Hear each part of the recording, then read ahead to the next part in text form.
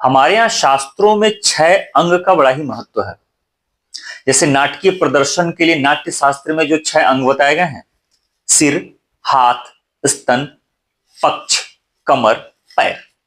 इसी तरह से वात्स्यायन के कामसूत्र में चित्रकला के 6 सिद्धांत बताए गए हैं, यानी कि चित्रकला के षडंग, जो 6 ऐसे हैं कि रूप का विभेदन, अनुपात, भावनाओं का समावेश, रचना में सुंदरता, समानता और रंग का सही प्रयोग।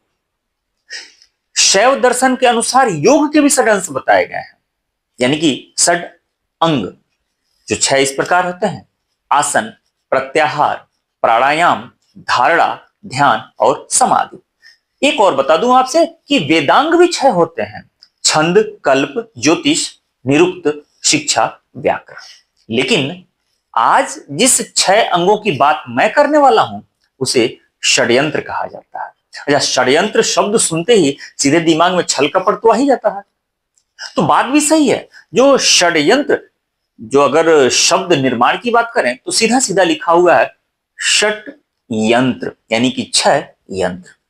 शब्द बड़ा ही सार्थक है, लेकिन यह सार्थकता के तौर पर प्रयोग नहीं किया जाता है। षड्यंत्र को दुरभि संधि माना जाता है, यानी कि गलत मंत्रणा, यंत्रणा। किसी भी शत्रु को या किसी को भी शत्रु मानकर उसके खिलाफ किया गया यंत्रणा, मंत्रणा जो है ना, वो षड्यंत्र कहा जाता है। तो कुल मिला के शब्द तो बड़ा प्यारा था, लेकिन सार्थक अर्थ में इसका प्रयोग नहीं होता है।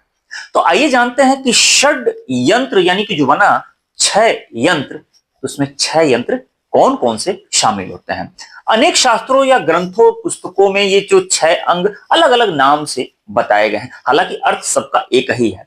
तंत्र सार के अनुसार अगर बात किया जाए तो जो 6 अंग बताए गए हैं षड यंत्र के, यानी कि 6 यंत्र, वो कौन कौन से हैं? तो जारण, मारण, मोहन, स्तंभन, विद्वेषण और उच्चाटन।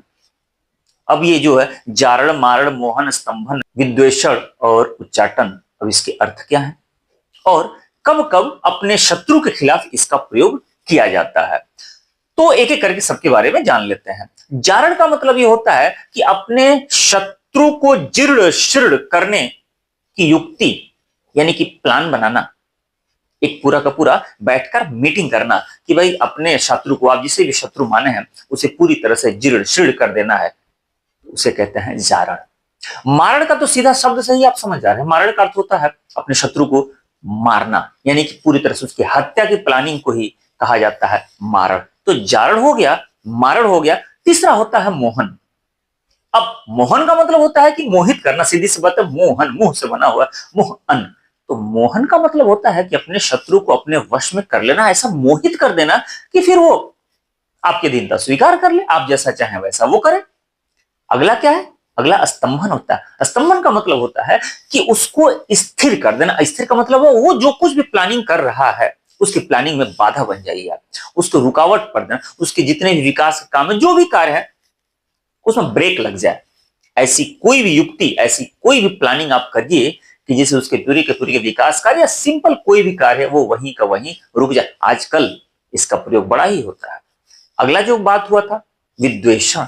विद्वेषण तो हमारे अपने भारतीय राजनीति का एक अंग आज भी बना हुआ है। विद्वेषण का मतलब होता है कि शत्रु पक्ष में विद्वेष पैदा करा दीजिए, आपसी टूट फूट पैदा करा दीजिए, उनमें आपसी विद्वेष हो जाए, आपस में वो लोग लड़ लें, फिर अपने आप तो खत्म हो ही जाएंगे। आजकल राजनीति में ये खूब देखने को मिलता है। फिर अगला क्या था? उच्चाटन।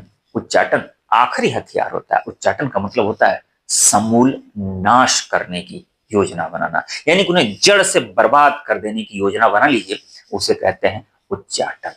तो ये षड यंत्र के 6 यंत्र हैं। हालांकि एक और बात चलते चलते मैं आपको बता दूं कि कौटिल्य ने अपने अर्थशास्त्र में भी षड्यंत्र का जिक्र किया है, लेकिन वो षड्यंत्र का जिक्र शासन चलाने के लिए किया है। और वो जो 6 नाम कौटिल्य बताते हैं, संधि, विग्रह, आसन, यान, संश्रय और द्वैधी, ये 6 उन्होंने शासन चलाने के लिए, अपने राज्य को चलाने के लिए 6 यंत्रों का जिक्र किया है। खैर, तो ये षड्यंत्र के 6 अंग जो मैंने बताया है, षड्यंत्र, इसी षड्यंत्र को आधार बनाकर अनेक खेलों का जन्म हुआ है। उसमें से आज के डेट में जो सबसे प्रसिद्ध खेल है, आप जानते हैं, उसका नाम है चेस।